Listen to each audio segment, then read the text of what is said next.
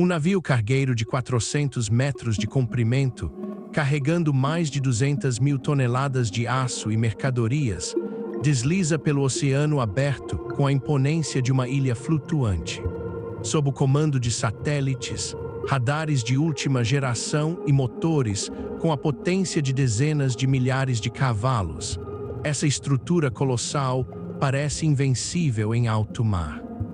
No entanto, à medida que se aproxima da costa, toda essa soberania tecnológica começa a evaporar. O oceano profundo dá lugar a canais estreitos, correntes imprevisíveis e fundos de areia que mudam de lugar a cada maré. O gigante, construído para cruzar oceanos, de repente se encontra em um ambiente onde qualquer erro de poucos centímetros pode resultar em um desastre de bilhões de dólares ou no bloqueio completo de uma das artérias do comércio global. A poucas milhas da entrada do porto, o motor principal do navio reduz a rotação. A embarcação gigantesca quase para em meio às águas calmas da área de fundeio. Uma pequena lancha rápida se aproxima do casco monumental, parecendo insignificante diante da parede de aço que se eleva a mais de 20 metros de altura. Um homem equipando um colete salva-vidas estende os braços, agarra uma escada de corda e madeira que pende lateralmente do cargueiro e começa a subir. Ele não pertence à tripulação, nunca viu aquele navio antes e possivelmente não fala o idioma do capitão. Mesmo assim, nos próximos minutos, ele assumirá o comando da manobra mais perigosa que aquela estrutura enfrentará em toda a sua jornada. Este ritual, que se repete milhares de vezes todos os dias nos maiores portos do mundo, revela uma contradição fascinante do sistema de transporte moderno. Quanto maior e mais avançado se torna um navio, mais ele depende de uma coordenação manual, local e quase artesanal para sobreviver aos seus últimos metros de viagem.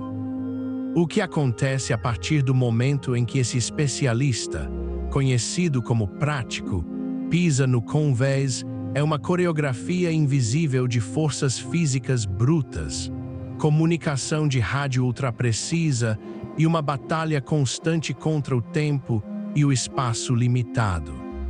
Para entender a complexidade de trazer um gigante desses para a terra firme, é preciso primeiro compreender a física que governa esses colossos de aço.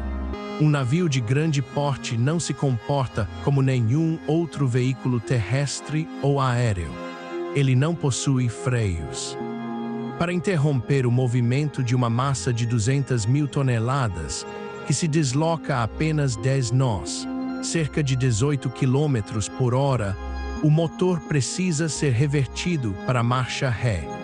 Um processo que pode levar vários minutos para surtir efeito e exigir quilômetros de espaço livre à frente. Além disso, quando o motor é revertido, o fluxo de água sobre o leme diminui drasticamente, fazendo com que o navio perca quase toda a sua capacidade de fazer curvas.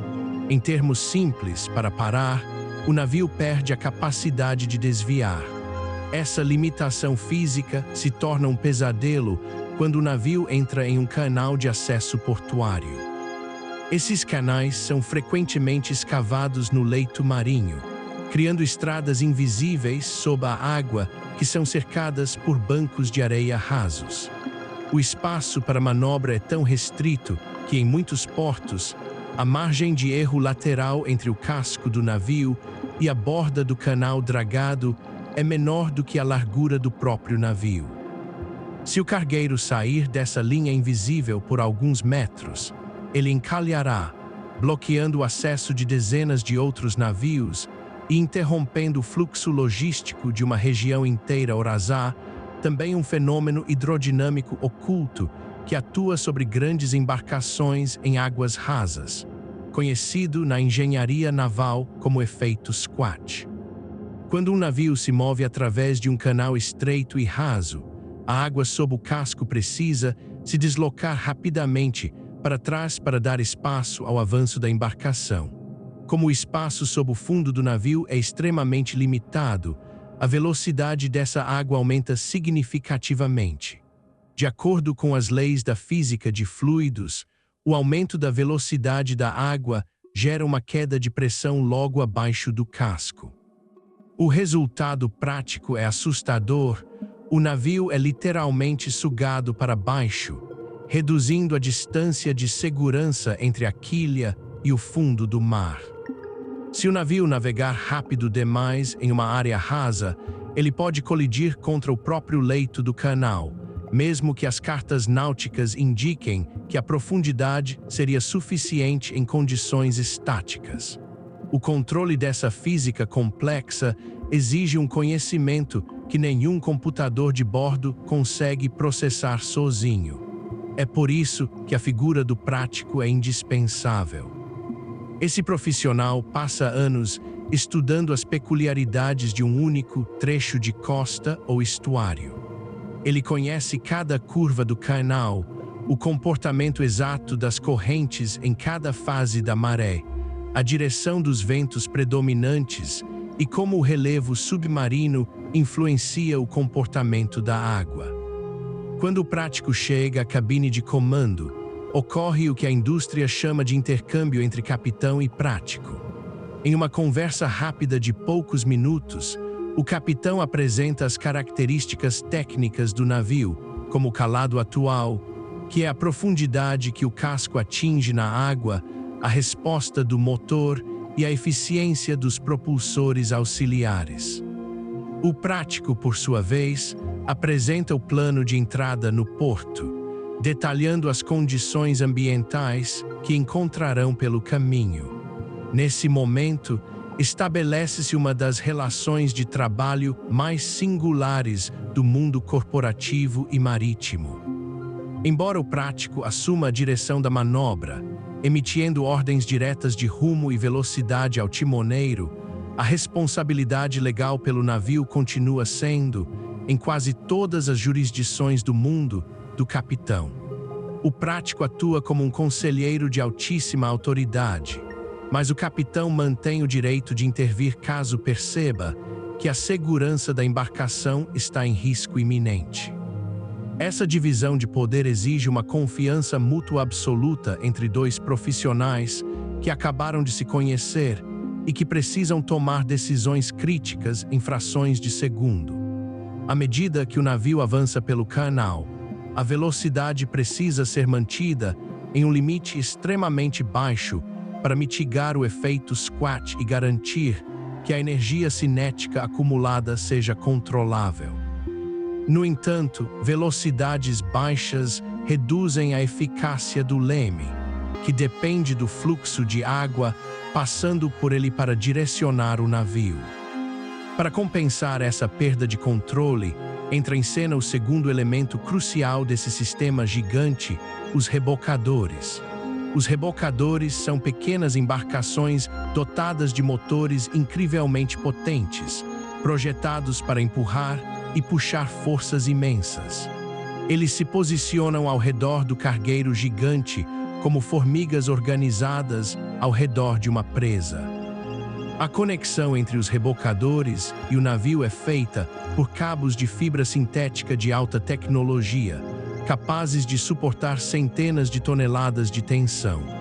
O posicionamento desses cabos e a coordenação de qual rebocador deve aplicar força, em qual direção e com qual intensidade, segundo são orquestrados diretamente pelo prático através de canais de rádio específicos.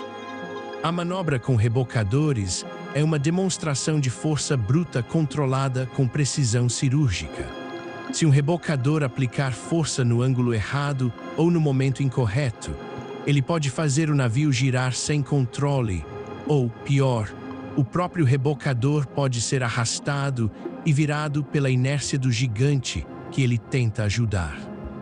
A tensão nesses cabos de reboque é tão imensa que, se um deles se romper sob carga, o chicoteamento do cabo pode cortar estruturas de aço e representar um risco fatal para os tripulantes que trabalham nos convéses de manobra.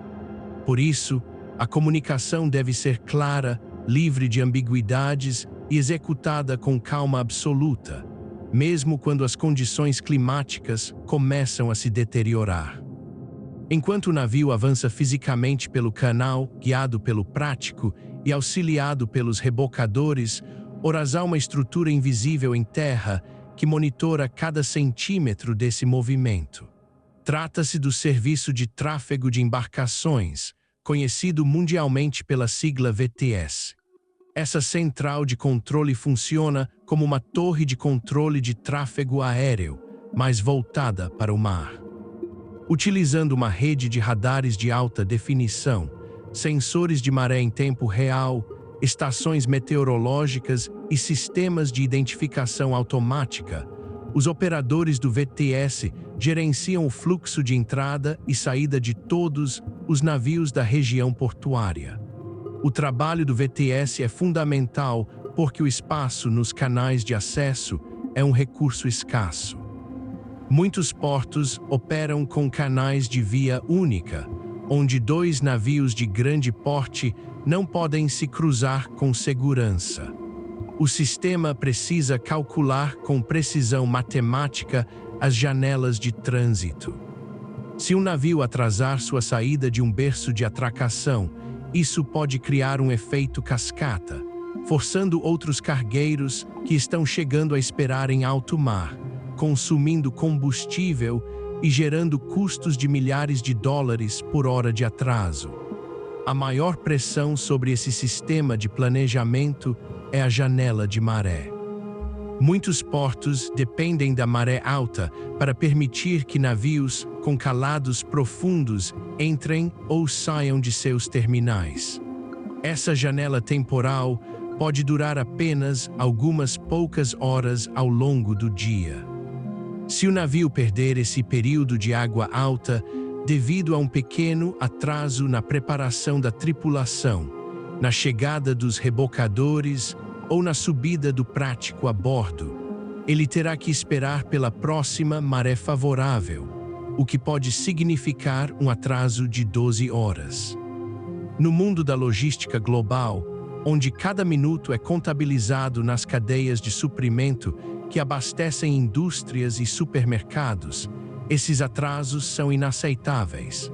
À medida que o cargueiro se aproxima do berço de atracação, a velocidade cai para valores que parecem imperceptíveis a olho nu, muitas vezes inferiores a meio nó, o que equivale a menos de 1 km por hora.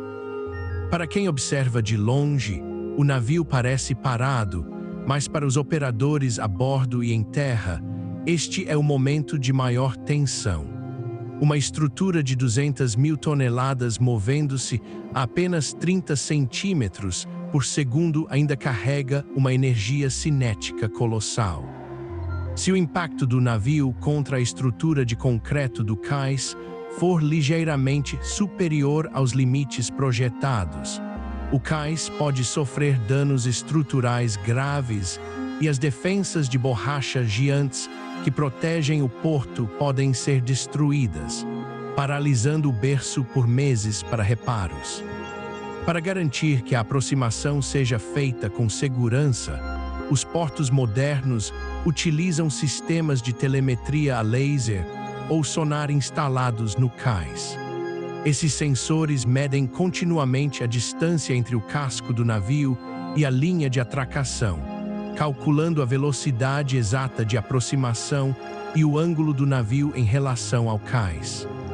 Essas informações são transmitidas em tempo real para telas portáteis que o prático carrega consigo na cabine de comando. Cada centímetro conta. O prático usa essa informação para ajustar a potência dos rebocadores, ordenando pequenos toques para corrigir a trajetória até que o navio encoste suavemente nas defensas protetoras. Com o navio finalmente posicionado paralelamente ao cais, inicia-se a fase final da operação, a amarração. Este processo exige o trabalho coordenado de equipes no convés do navio e trabalhadores portuários em terra. Cabos de amarração de alta resistência, feitos de materiais sintéticos avançados segundo são lançados do navio para o cais. Inicialmente, uma linha fina e leve é arremessada para que os trabalhadores em terra possam puxar o cabo pesado de amarração e prendê-lo nos cabeços de aço fundido fixados no cais. Esses cabos não servem apenas para manter o navio encostado enquanto ele é carregado ou descarregado. Eles precisam ser constantemente monitorados e ajustados ao longo de toda a permanência do navio no porto.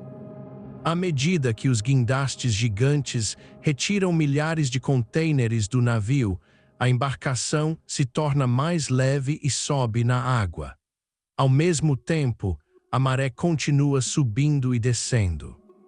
Se os cabos de amarração não forem ajustados através de guinchos automáticos ou manuais na velocidade correta, eles podem ficar excessivamente esticados e se romper com uma força violenta, ou ficarem frouxos demais, permitindo que o navio se afaste do cais e interrompa as operações dos guindastes, gerando riscos severos para a segurança de todos na área. O funcionamento bem-sucedido de um porto depende inteiramente de que todas essas engrenagens invisíveis operem em perfeita sintonia. O marinheiro que lança a linha de amarração, o operador do rebocador que mantém a tensão exata no cabo, o controlador do VTS que monitora as telas de radar na sala de controle e o prático que toma decisões de frações de segundo na cabine de comando formam uma rede humana que sustenta a maior parte do comércio do planeta. Essa rede opera sob um nível de estresse que raramente é percebido pelo público geral. Quando compramos um produto importado em uma loja, raramente pensamos no fato de que aquele objeto passou por um canal estreito de água, flutuando a poucos centímetros do fundo do mar, guiado por um profissional que subiu por uma escada de corda no meio da noite sob chuva e ventos fortes. O sistema de transporte marítimo global é projetado para parecer invisível e automático, mas a realidade é que ele é profundamente humano e dependente de uma precisão constante. O maior desafio para esse sistema de coordenação portuária surge quando as condições ideais desaparecem. Nevoeiros densos que reduzem a visibilidade a quase zero, rajadas de vento laterais que transformam a imensa parede de contêineres do navio em uma vela gigante, ou falhas mecânicas repentinas colocam à prova toda a resiliência da operação. Se o motor de um cargueiro falhar no meio de um canal estreito, não há espaço para improvisos. O prático precisa agir instantaneamente, ordenando o lançamento de âncoras de emergência e coordenando com os rebocadores para tentar controlar a rotação do navio antes que ele atinja o fundo do canal ou colida com outras embarcações atracadas. Esses cenários de crise mostram que a tecnologia, por mais avançada que seja, é apenas uma ferramenta. Os sensores a laser, os sistemas de posicionamento global por satélite e os motores elétricos auxiliares de última geração facilitam o trabalho, mas a decisão final e a leitura intuitiva do comportamento da água ainda pertencem à experiência acumulada por mentes humanas. É a combinação da precisão tecnológica com a sensibilidade prática que impede que os gargalos do comércio mundial entrem em colapso. Quando o navio finalmente conclui suas operações de carga e descarga, todo o processo se repete de forma inversa. O prático sobe a bordo novamente, os cabos de amarração são recolhidos, os rebocadores assumem suas posições e o gigante é lentamente guiado de volta ao canal estreito em direção ao oceano aberto. Ao alcançar as águas profundas e seguras, onde o navio recupera sua total autonomia, o prático se despede do capitão, desce novamente pela escada de corda lateral e retorna à sua pequena lancha. O cargueiro acelera seus motores gigantescos e segue viagem rumo ao próximo destino, onde outro porto, outro canal estreito e outro sistema de coordenação invisível o aguardam. A grandiosidade do comércio global não reside apenas no tamanho das máquinas que cruzam o planeta, mas na precisão silenciosa com que essas máquinas são integradas aos limites físicos da nossa infraestrutura terrestre. Por trás da rotina de mercadorias que chegam sem parar às nossas mãos, existe uma coreografia contínua de precisão e segurança que garante que os maiores gigantes criados pelo homem possam encontrar, de forma segura, o seu caminho de volta para a terra firme.